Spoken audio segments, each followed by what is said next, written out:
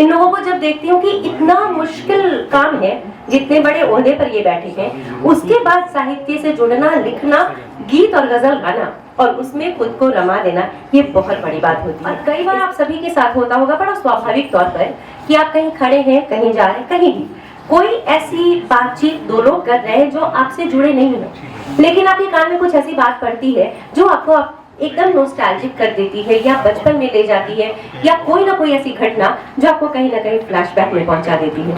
तो सार यही है, आगे बहुत सारी चीजें हैं इस किताब में। सबसे पहले बहुत बहुत धन्यवाद मनीष वर्मा सर को, जिनकी दूसरी पुस्तक का विमोचन है। भावनाओं को लेकर, अपने दिल की बातों को लेकर फ्लैशबैक आपके सामने है, जिसे आप एक अनकही के रूप में कह सकते हैं, दिल की आवाज कह सकते हैं। तो flashback is all about flashback. प्रेक्षागृह में उपस्थित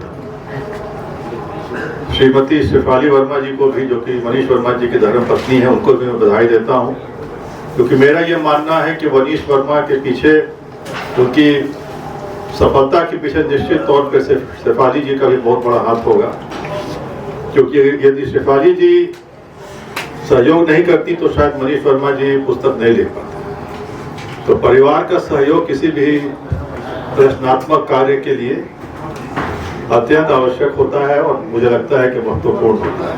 मनीष वर्मा जी वैसे तो पेशे से आयकर अधिकारी हैं, इनकम टैक्स डिपार्टमेंट में काम करते हैं। एक और जहां टैक्स की दुनिया में विचरण करना, खाता, लेखा, ऑडिट, अकाउंट्स, फाइन, पेनल्टी इत्यादि से संबंध रखना, दूसरी ओर साहित्य जैसे गंभीर विषय पर चिंतन करना और चिंतन के उपरांत अपने विचारों को कागजों पर उतारना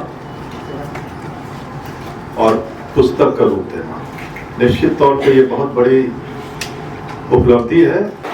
मैं जो बात कहना चाहता हूँ वो ये है कि आखिर ऐसे आयोजनों का, इस तरीके की किताब लिखे जाने का क्या महत्व है। मैंने इसी से कुछ दूर तरीके से संबंधित चर्चा जब मनीष की किताब मनु कहीम का विमोचन हुआ था तब मैंने की थी। तो याद करने के लिए जब बहुत कुछ होता है तब ऐसा न कोई मुकाम आ जाए कि आप तड़फड़ाते रहें और अपनी यादों के रास्ते से गुजरने का कोई जरिया ना हो आपके पास। तो मुख्यतः जो ये इंसान की फितरत है अपनी ही तस्वीर खिंचवाने का या अपने से संबंधित तस्वीर खिंचवाने का, मुख्यतः उम्र के उस मुकाम पर, जैसा मैंने कहा, जब आप पूरा जोर लगाते हैं ऐसे मीडियम को खोजने के लिए, ऐसे क्या कहेंगे, ऐसे उपाय को खोजने के लिए कि आप वहाँ तक पहुँच सकें जहाँ से आपने शुरुआत की थी, जहाँ से आपके स्मृतियों की शुरुआत होती। और कुछ मायनों में तो आपकी स्मृतियों की शुरुआत से पहले की बात होती है, जब आप अपने बचपन को उस पुस्तक विमोचन का अवसर, यह अवसर उल्लास का है, उमंग का है, हर्ष का है। लिखे जाने के बाद हर रचना की नियत यही होती है कि वह अपने पाठकों से, वह अपने रचनाकार से विदा ले लेती है और अपने पाठकों, अपने भावकों के स्मृति लोक में रच बस जाती है। मैं देख रहा हूँ ये सभागार पूरा भरा हुआ है और एक बार यह कहकर आपका अभिनंदन कर। तमाम संघर्षों को झेल कर भी लिखते देखा है, इसलिए इनके लिए मैं कुछ कहना चाहूंगी। खड़ा हिमालय बता रहा है, डरो ना आंधी पानी से, खड़े रहो तुम अविचल होकर सब संकट तूफानी में, डिगो ना अपने प्रण से तो तुम सब कुछ पा सकते हो प्यारे, तुम भी ऊंचे उठ सकते हो, छू सकते हो नभ के तारे। अचल रहा जो अपने पथ पर, लाख मुसीबत आने पर मिली सफलता जग में उनको, जीने में मर जाने में। तो ये है आपके फ्लैशबैक के लेखक मनीष वर्मा, जिनके लिए एक जोरदार तालियां जरूर होनी चाहिए।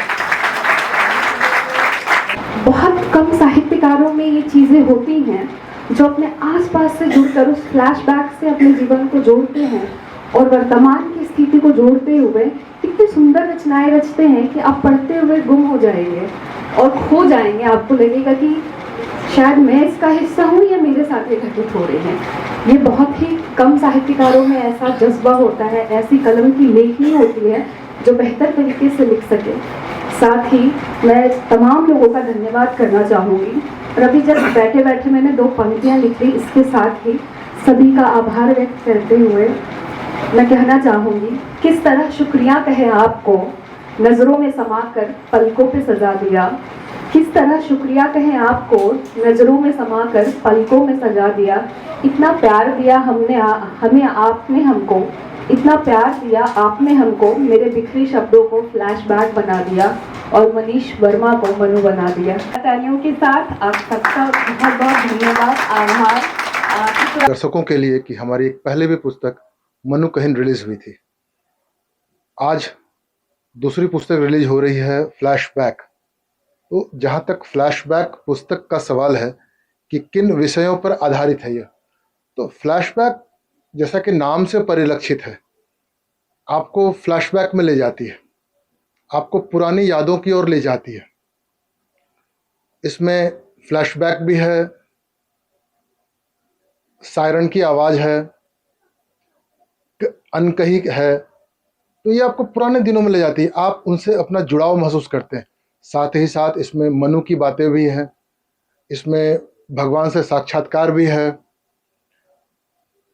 कहने का मतलब यह है कि इस पुस्तक में लेखक ने यानी मैंने जिन घटनाओं को देखा, जिन घटनाओं ने मुझे कुछ लिखने को प्रेरित किया, उद्वेलित किया, तो मैंने उस पर अपनी कलम चलाई है। कहीं ना कहीं आप कह सकते हैं कि ये एक अनकही है, अनसेएबल्स है, जो आप खुद देखते हैं लेकिन आप उसको शायद कलमबद्ध नहीं कर पाते हैं। हमने उसको कलमबद्ध करने की कोशिश की है।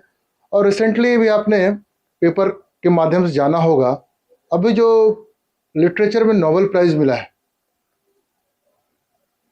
उनकी पुस्तक का जो मूल विषय रहा है वो रहा है अनसेएबल्स, अनकही, उस पर उन्होंने लिखा है। तो कहीं ना कहीं मैं ये नहीं कह रहा हूँ कि उस लेवल पे जाके मैं लिख रहा हूँ, लेकिन मेरे जो अनकही और अनसेएबल्स है ना, एक रिकॉग्निशन तो मुझे जरूर मिला है। ये आपकी जो पुस्तक है ये कहाँ से अवेलेबल होगा लोगों तक? रिलीज होने के साथ ही ये अमेज़ॉन पर उपलब्ध है। हमारे प्रकाशक हैं novelty and company, Ashok Rajpath, Patna, वहाँ पे ये पुस्तक मिलेगी आपको। और साथ ही साथ मेरा प्रयास ये रहेगा कि पटना के जो चुनिंदा बुक स्टॉल्स हैं, जैसे बुक्स NME वगैरह, वहाँ भी पुस्तक उपलब्ध कराई जाए, ताकि पाठकों को पुस्तक लेने में, खरीदने में कोई समस्या ना आए।